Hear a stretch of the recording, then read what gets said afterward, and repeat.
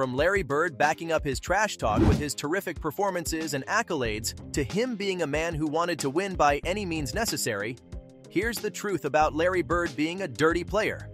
We all know and love Larry Legend for being OP out on the court, so you already know he would talk a lot of trash. I mean, the dude looked like a star in his rookie season back in 1980 when he dropped 21, 10, and 4, along with 1.7 assists on stellar efficiency, earning himself all-star honors in his very first year in the league. When you're that good, as soon as you enter the NBA, it only makes sense for you to have an arrogant side. Not to mention, he had an equally impressive second season with the Celtics, playing an important role in allowing them to make and then win the 1981 NBA Finals. But this was only a sign of things to come, as Larry would soon cement his legacy as a certified dog. He continuously put up 20-plus points and 10-plus rebounds every year while also making the All-Star team each time. And once the 1984 season rolled around the corner, we all saw that Bird was the real deal. After putting up 24, 10, 6.6, and nearly 2 steals on amazing efficiency, this dude led Boston past the finish line to win his second ring and first Finals MVP. Then, between 1985 and 1988, he had some of the best years of his career, putting up unreal stats on a nightly basis while also winning his third ring and second Finals MVP in 1986. As if all of this wasn't impressive enough, his accomplishments don't end here. During his 13-year stint in the league, Bird was an All-Star in every single year, excluding 1989, and that was only because he played 6 games due to injury. Not to mention, he was the MVP of the league for 3 straight years, winning the award between 1984 and 1986, while he was the All-Star Game MVP in 1982. What's more, he made 10 All-NBA teams, won the three-point contest 3 times in a row, and even had 2 consecutive 50-40-90 seasons. Now, it's not easy to have a resume like that, so he played a little dirty with his physical tactics as well as his mental games. Keeping that in mind, does Bird's reputation of being dirty and a trash talker diminish his legacy? If anything, I'd say it makes it even better. I mean, just look at some of the crazy lines he's dished out while up against his rivals. In his book, I Love Being the Enemy, Reggie Miller talked about how he tried to distract Bird, who was shooting some free throws in the clutch. The hick from French Lick glared at Miller, made the first free throw, and said, "I'm the best shooter in the league, understand? And you're up here trying to tell me something?" After that, he sank the second free throw and put Reggie in his place. Then there's the time he owned Chuck Person, who tried to dish out some trash talk of his own. Before the Pacers and Celtics were set to face off on the 26th of December 1990, Chuck sent a warning to Larry, saying that the rifleman was coming and that he was going bird hunting. So, when Bird shot a three-pointer from the baseline in front of Person, he said, "Merry Christmas" to Chuck right after releasing the ball, and sure enough, he hit nothing but net. Another example of his savage trash talk came during his second MVP season in 1985. Bird and the Celtics destroyed the Utah Jazz as they were up 90-66 after the third, while Larry Legend alone had 30 points, 12 boards, and 10 dimes, along with a staggering 9 dimes.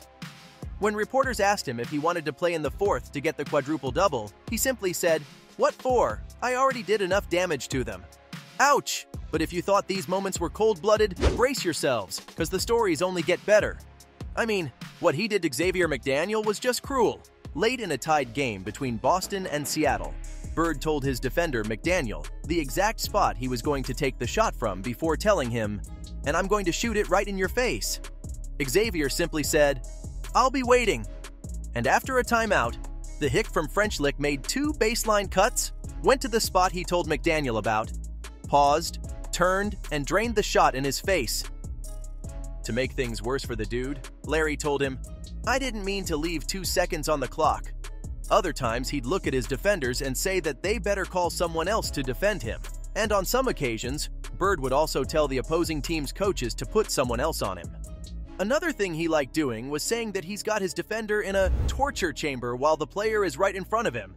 The hick from French Lick didn't let his teammates off the hook either, as M.L. Carr once told a story about how Larry told his teammates to give him the ball and get out of the way if they wanted to win. And of course, he talked trash to his rival Magic Johnson even though the dude was out with an injury. He told Magic, "I'm sorry you're not playing, but I'm going to tell you what, you're here and I'm going to put on a show for you, so you just sit back and watch." Magic was obviously pissed in the moment, but Bird has pissed off others even more. During a matchup between Boston and the Cavs, Larry Legend caught the ball in the corner, so Brad Daugherty ran straight at him to contest the shot. But it was all for nothing. As the big man jumped up to block the shot, Larry said, "Fly Bird," to him before shooting the rock, and as usual, Bird hit nothing but the net. As bad as that was for Daugherty, Clyde Drexler had it worse. Drexler replied by saying, "Gosh boy, you're so confident." That triggered Larry, who said, "Confident? You're a rookie, you don't know anything." Bird then went on to drop 10 straight points on Drexler, prompting his coach to take him out of the game. Larry rubbed salt in Clyde the Glide's wounds by laughing at him right after, but his two most savage stories are straight up ruthless. While talking about the iconic 1988 three-point contest, Michael Cooper said that Larry walked into the locker room and asked them who was playing for second since he was going to win the shootout. Following that, he went out there and delivered one of the greatest performances in the contest of all time, as Bird lifted his finger before his final shot even went in. And of course, how can I forget about the fact that he didn't even take off his warm-up jacket? Then, when Craig Hodges won the contest in 1989 since Larry was out with an injury, he was asked whether his win was tainted since Bird didn't participate. Craig replied by saying, "He knows where he can find me." But when Bird heard of this, he clapped back, saying that the only place Craig can be found is at the end of the Bulls bench. That said, we all know his 60-point game against Atlanta was one for the ages, as he was calling all the shots right before making them. And for the last shot, he said, "From the trainer's lap." So he was going to take a deep three, but when Reggie Brown bumped into him, he actually ended up falling in the Hawks trainer's lap. And get this, Bird wasn't just dirty when it came to mind games. He used to be dirty with his actions too. During an interview in 1990, MJ said that 95% of the players in the league at the time would have said Bird and Bill Laimbeer were the dirtiest players. They would hold, pull, and foul players really hard. MJ also said that Bird specifically used to first play you kind of slow, but all of a sudden he will grab you by your pants, allowing him to get open for an easy layup or open three. Considering all the things Larry said out on the floor, it's not hard to believe that he played dirty like that. But was that really an issue? After all, doesn't it just show that he was determined to win by any means necessary? We always celebrate Kobe and Jordan for their mentalities, as they often trash-talked and even played really physical to win. And that's exactly what Bird did as well. Despite having a relatively short career, he went out there and achieved so much so fast because he had an amazing mentality that helped him believe he was better than the rest. That's why he ran his mouth so much. But most importantly, he always backed it up with his legendary performances. At the end of the day, his rivals knew it wasn't anything personal and that they had the same goals as him. So now they can share a few laughs about all the times he cooked them with his words. So, from Bird being a man who wanted to win by any means necessary to him backing up his trash talk with his terrific performances and accolades, that was the truth about Larry Bird being a dirty player.